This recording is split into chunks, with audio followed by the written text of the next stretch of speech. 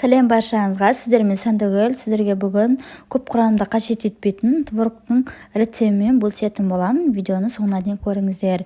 Ең алдымен қамырын дайындайтын боламыз. Бізде осы қамырымызға сары майымызды және де мен алдын ала шай қасықпен содымды қосып дайындап қойдым.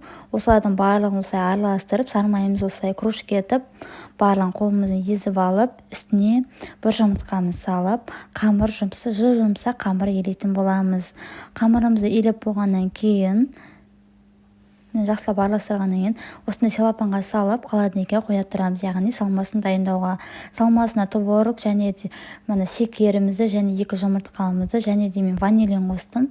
Осылардың барлығын қосып, блендердің көмегімен жақсылап барлығын араластырып алдым. Толық құрамының рецебін мен осы описание бөліміне барлығын жазып кетемін. Қанша грамм керек екен, сол жақтан көрсеңіздер болады. Осылай блендердің көмегімен жақсылап барлығын араластырып аласыздар. Жақсылап араластырып болғаннан кейін салмамызға қазір қосатын боламыз.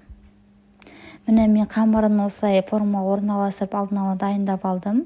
Осылай вилканың көмегімен жан-жақтарын осылай дәл видеодадай осылай жасап шықтым. Міне барлығын дәл осылай жасап шығасыздар, бір тегіс етіп орналастырып шығасыздар. Барлығын жақсылап орналастырып болғаннан кейін мына салмамызды үстіне қосып, қысып тұрған пеште 180 градус температурада пісіріп алатын боламыз. Бізде піскенін қалай білу үшін, яғни сыртында қамыры қатты сарғыштау болу керек.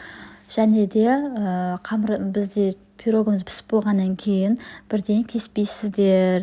2 сағатты үй температурасында, одан кейін 2 сағаттай немесе 1 сағаттай холодильникке сақтасаңыздар болады. Міне менде пирогым дәл осындай болып шықты.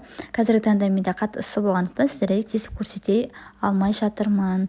Мені достар, жасап көріңіздер, жағдайында өте керемет болып шығады. Және де каналыма тіркелуді ұмытпаңыз.